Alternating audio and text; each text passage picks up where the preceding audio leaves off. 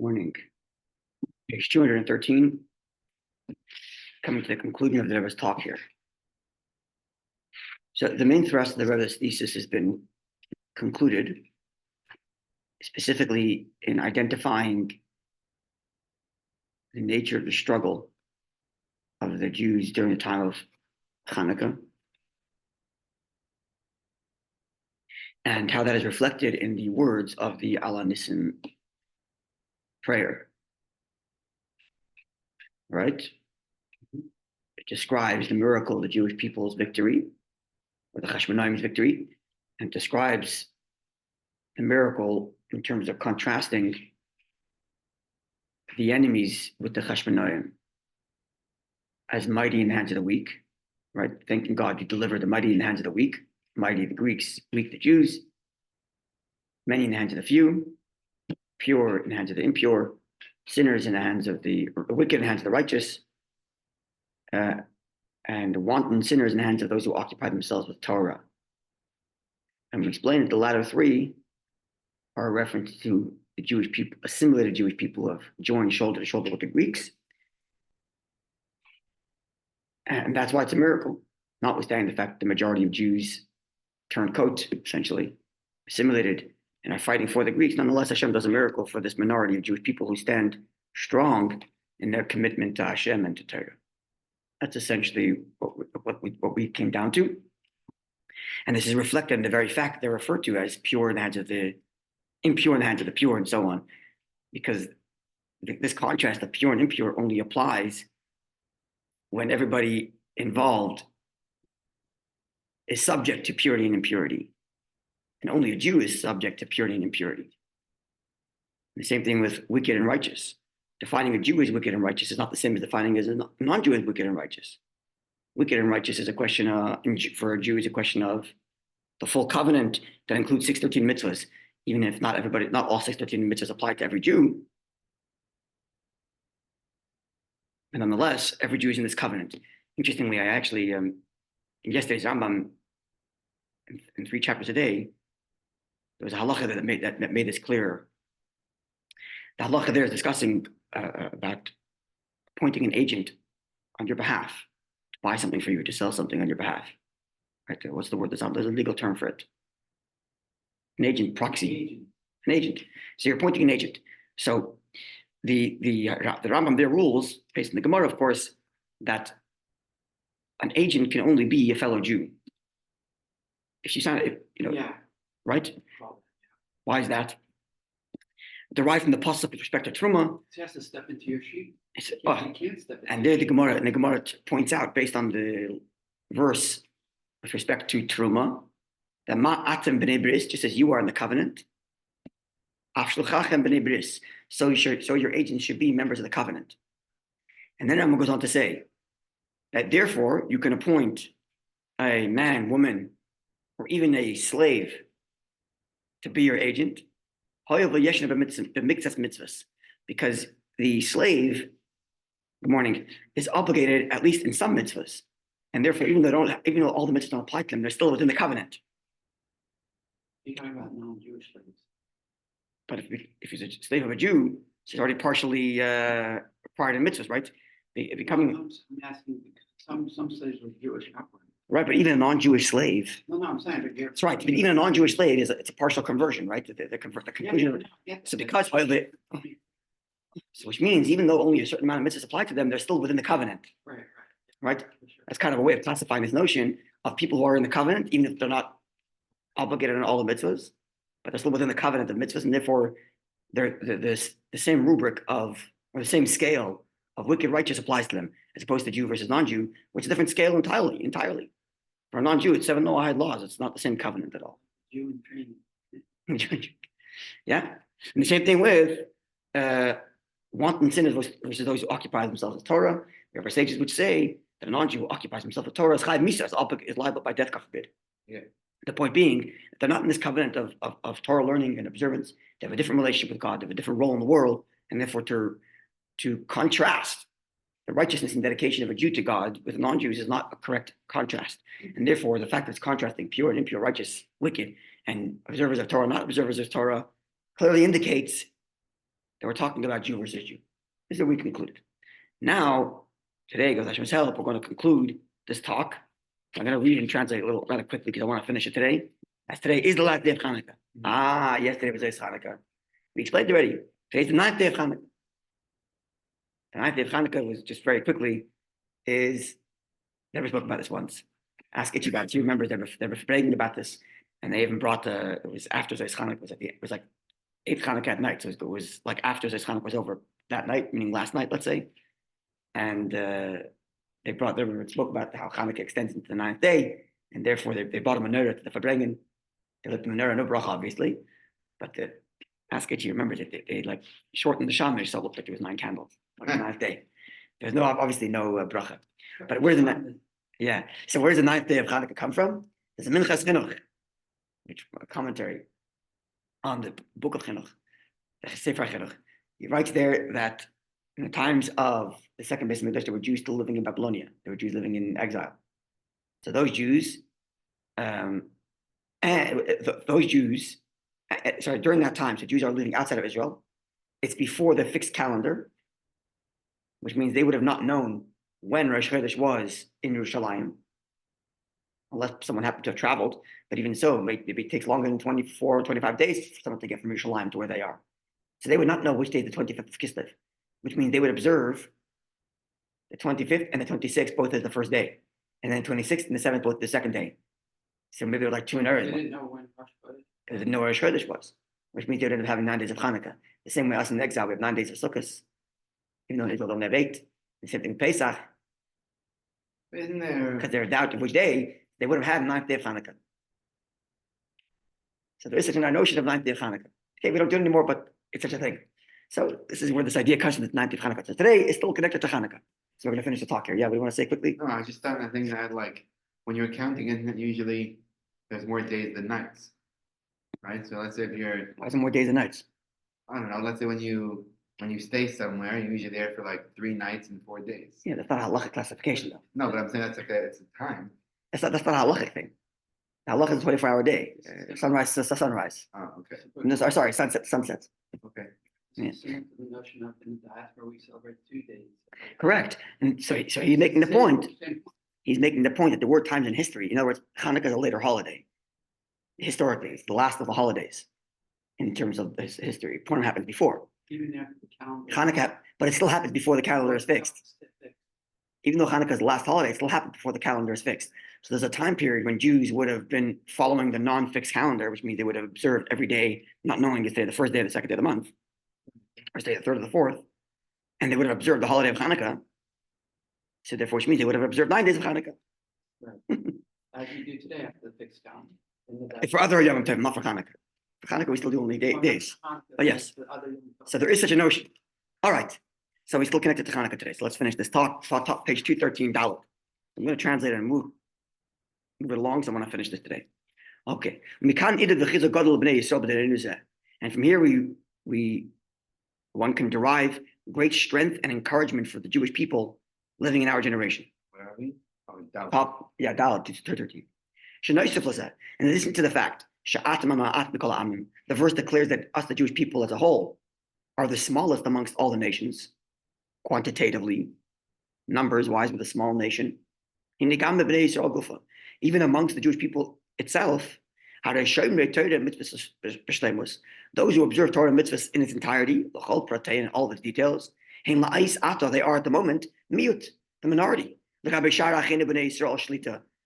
Compared to the rest of the Jewish people, may they live and be well. Right? Rebbe highlights not those who observe Torah mitzvahs versus those who don't, but those who observe Torah mitzvahs in its entirety, meaning because all Jews observe some Torah mitzvahs, but those who are dedicated to observing Torah mitzvahs in its entirety are the minority at the moment. The minority of Jews are Torah observant Jews in its full detail, all of its details.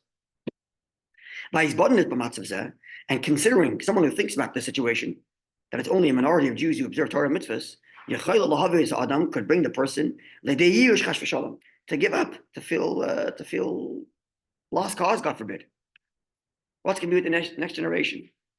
Torah observance is going down the drain, getting worse. Yeah, there is that lachrymose sort of view of the world. And the person can have statistics to prove it. Look, the numbers of intermarriages skyrocketing, yada, yada, yada.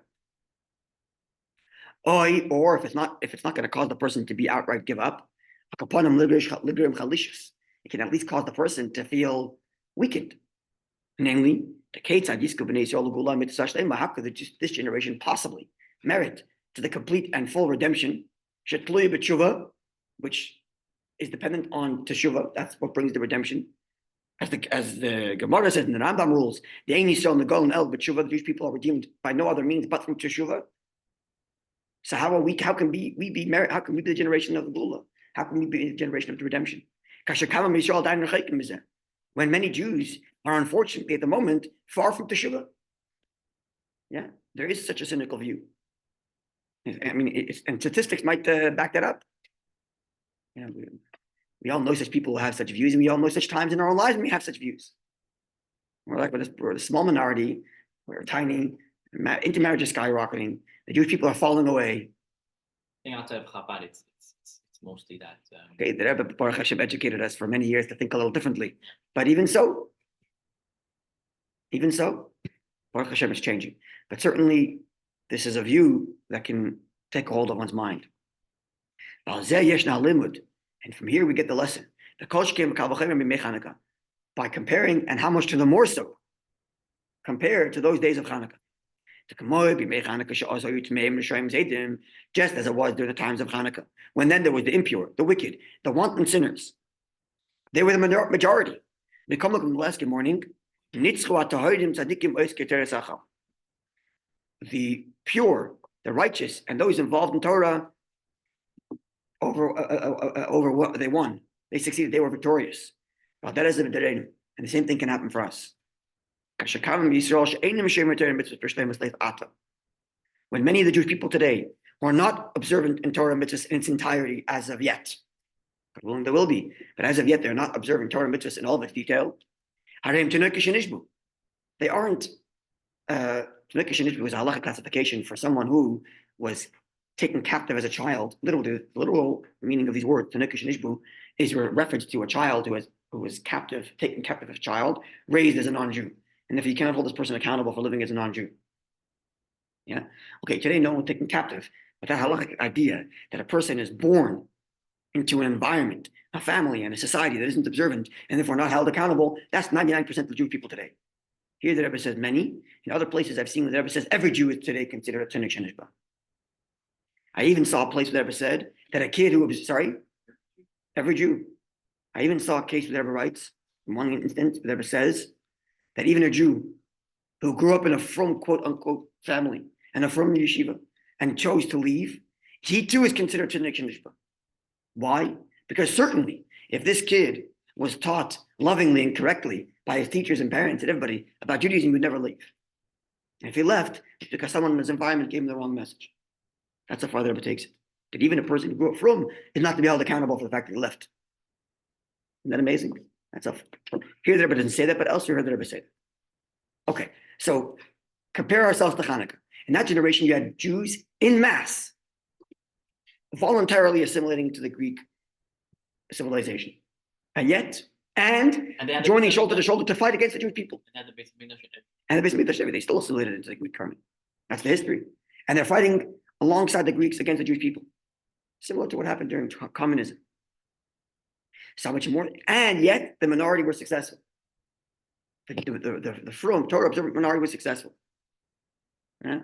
How much more so today, when the majority of Jews who are not observant are not doing so out of spite, they're doing so out of lack of education. Not their fault. How much more so we have the power to be successful. And we can take inspiration from the Chashmonaim, who are in the minority. Continue. And those who are pure, righteous, involved in Torah, the minority today, are standing strong at their posts, with self-sacrifice, with dedication, to maintain their observance of Torah mitzvahs. God helps them. God gives them the strength and support. To the point that they can bring salvation and redemption to the entire world, even though we're in a minority. Not to be dejected by the fact that we're in a minority. The Rebbe is saying this in 1972, how much more so this applies today. Moreover, Hashem gives us the power the strength to overcome those who are not yet pure, righteous, etc. The fact that the pure, the Torah observers are in the minority, it's only quantitatively that we're the minority. But qualitatively, the Torah observant Jews, that's the primary. When people think of the Jewish nation, the Torah observant Jew is the poster boy, even though we're the minority. Minority of a minority. Minority of a minority. Minority Jewish people are minority, and within the Jewish people, we're the minority. And yet this is what the Jews are. Because qualitatively, this is the Jew.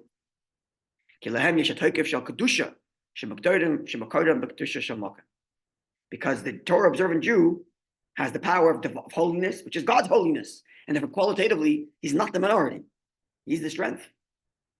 But the strength and the whatever is there in this majority that exists, that isn't Torah observant, who gashmi bavad, is only materialistic, not spiritual.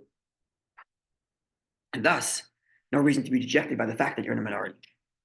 Therefore, and here the Rebbe translates you suggested just translation a while back. The Rebbe translate that way. You deliver the impure into the hands of the pure. So the literal meaning of the text is delivered as in we won. But delivered could also mean now we control it. As if to say, we've taken them under our wing. We've transformed them. That's what they're about to say now. Therefore, at the end, the ones who are pure and dedicated to Hashem's Torah and mitzvahs, they will be successful in such a manner where you, God, delivers them into our hands. Deliver. Not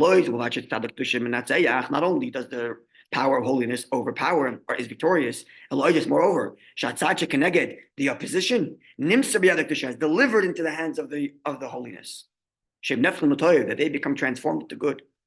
They are quote unquote conquered under the control of holiness. Till the point that they too become transformed into holy, pure, righteous, and observers of Torah. And this is what we're watching. Now, one by one, the Teshuvah movement is gaining traction, and there's more and more Jews who are joining ranks of those who are Torah observant, especially since the last year and a half since October 7th, it's been exploding. Tefillin has never become more popular. Tzitzis has never been more popular. And slowly, the whole entire Jewish world is joining this quote-unquote minority of Torah-observant, proud Jews. Baruch Hashem. Okay, that's lesson number one. Lesson number one, and I want to finish this, not so much time, but I want to push through. Lesson number one is, you're a minority, doesn't matter. So are the Hashmonaim, so are the Maccabees. They're also a minority. They were a minority amongst the world, and they're a minority amongst the Jews, and yet they were successful. Same with you and me. So not to be despondent, number one. Number two, top left, hey, 213. Shame should be Yisrael. Just as it is with respect to the Jewish people as a whole. So too, the same thing is true of each and every one, men or women. Meaning, Amar Chazal, our sages tell us, the Gemara mentions a dispute between two sages, and Rabbi Shimon Bar Yochai posits that a person should abandon any sort of occupation or making a living and just dedicate himself fully to Torah learning. How is he going to live? Hashem will provide. This is what Rabbi Shimon Bar Yochai posits. And the Gemara says, many have tried to do the way Rabbi Shimon Bar Yochai suggests, and it didn't work for them. You got to go to work. You have time for Torah learning, but you have to go to work. So which means, the majority of Jewish people, even those who are Torah observant, are not people who are occupying all day long and learning. They're business people. They're lay leaders. They're working. They're in business. They're making a living. And not only is that the majority of people, but even each individual. Most of one's day is occupied by fulfilling my material needs, making a living. If I count the hours of my day and how much hours of my day is dedicated to Hashem in its direct way, to Torah mitzvahs, and how much of my day is dedicated to making a living, the majority is dedicated to making a living, or cleaning my house, or taking care of my kids, or this, or that, and the other. Materialistic needs. And the minority of my day on the clock are invested in literal holy things. Tefillah, prayer, tefillah, set times for learning, the mitzvahs, and the observance of mitzvahs. So just as it is with the people as a whole, Torah observers are the minority, the same thing is true of my day. Torah observance is the minority of my day. Even though everything is done for the sake of heaven, and you see God everywhere, and you're only making a living so you can pay for Jewish education and give stuff, etc., etc. So it's true that at the end, even my material life is in the service of Hashem, but nonetheless, it's still considered your work. Your work you're doing for Hashem. It's still your work. It's your life. You see Hashem in your life, but it's still your life. Torah mitzvahs is not masecha. It's ma'aseh shemayim. Torah mitzvahs is not my activities. It's God's activities. It's purely for Hashem. Whereas the rest of my day is my stuff. I'm trying to find Hashem in it. That's most of the day is my own work. Right? It's my work being done for the sake of heaven. And therefore, it's possible that it might enter a person's mind thoughts of dejection, or depression. Getting back to our Tanya discussion. Person's going to feel sad. How could I fulfill a command to make a home for Hashem, that Hashem should dwell within me and in my life? That Hashem should dwell and make a home within every single personal Jew. That God's holiness should dwell within me and within my home, literally. When most of my days by materialism. Guy feels like he's a failure. My whole day is gone away in materialism. And I'm supposed to be holy. I'm supposed to have Hashem in my life. I can't. I got to make a living. I got to work. I have to do this. I have to do that. You want me to bring Hashem into every part of my life? It's too much. I don't have so much time for Hashem every day. The halacha doesn't say I have to give all my time to Hashem. The halacha says I go to work. So what do you want from me? The guy feels sad. He feels disconnected. And here comes the lessons from the time of Hanukkah. The fact that he feels that only a minority of his time is dedicated to purity, righteousness, and observance of Torah. That's only a minority in terms of quantity, time on the clock. Qualitatively, the primary of his life is those few short hours every day that he's involved in Torah learning and mitzvahs and prayer. And that's what truly defines me. I'm not defined by what do you do for a living. No, that's not what I do for a living. That's what I do to pay bills. What do I do for a living? I serve Hashem. Qualitatively speaking, the minority of my time, that's the ikar quality. So the minority on the clock is the majority of my strength, the majority of my identity. Just like the minority of Jews is qualitatively the true identity of the Jew, even though it's the minority of the Jewish people. Same thing with my personal life. The minority of time on my clock is the true majority of my quality of who I am as an identity. Following? Yeah, but why isn't Powerful, understand? why is it made that way? I don't know why I should make it that way, but this is the fact. Yeah, I was giving us that encouragement. That was the minority of the minority of the minority, and even with that, Even with you, it's minority of your the whole time. has been already changed. That's right. And yet, that minority is the primary of who I am. How do I identify myself? As a Torah observant Jew. Even though how much time am I spending on my clock for Torah, how much time am I spending making a living? I'm on the clock, more time spent making a living. But who am I? A Torah observant Jew. So those few hours become the primary of my primary identity. Okay, let's continue quickly. We're almost done. But moreover, by recognizing that itself, that this is my true identity, that itself, the fact that I recognize that the majority and the main element of my identity, my Torah observance, that itself brings me this power that you deliver the impure into the hands of the pure, the wicked in the hands of the righteous, etc. Meaning, that even while I'm invested in my materialistic pursuits, I feel that all this is not my primary. It's secondary to who I truly am with my Torah observance. Because I put on the white glasses. And I don't look at the clock as the primary way of defining what's my identity.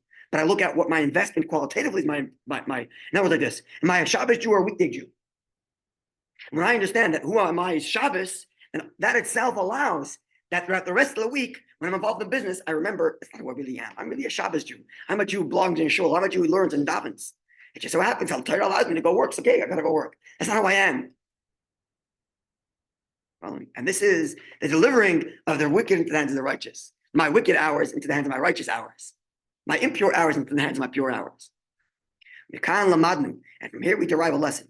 As well, a encouragement for those who have done teshuvah. The chayzim teshuvah, those who have done the Baal Teshuvah. Even if many of their days in their past They look at their history and they say, look, in my past I was impure. Moreover, there was a time in my life that I was wicked and a wanton sinner. For many years, my inclinations got the best of me. At that time, and they feel themselves weak and minority. I did teshuvah, but I was so many years of baggage. They should know that who's their true identity. Your true identity, your truth, is your purity, is your righteousness, and your observance of Torah. That's your true identity, that you truly are. And this way, understanding that this is your true identity, you can overpower your past. You can win over your past. Not to be brought down by the fact that look how many years I invested in silliness. Doesn't matter. It's not my truth. My truth is the Torah observance I'm in now. And through this, each and every Jew will build his personal mikdash, his personal temple, home for God. First, he purifies himself like they did then. He purifies himself of all inappropriate things. The prayer says they cleared out the temple and they purified the holy temple. So I got to purify my personal temple. And after having purified my personal temple, I like the fire, the flame of my soul. The flame of God is the soul of man. Just like they then cleaned out the temple and lit the menorah. So I clean out my personal temple of all inappropriate things, and I like my menorah, I like my neshama. To be merit, to sing praise and thanks to God's great name. How powerful is that? Okay, have a good day, God willing. Today's Friday. God willing, Monday, we're back to Tanya, chapter 29. 6:30. 6. Monday, we're back at 6:30. Yeah. No, 6:30. I don't know. Yeah. I think so, yeah. Monday, back at 6:30. Yeah. Okay, I don't mind. have a wonderful day, and a freilich and 9th day of Hanukkah. Sunday's Hey Tevis, big day Sunday, but for bringing Shabbos to the Shem's help. July. Have a You good know day. now on Yom Kippur, Hey, Tuesdays.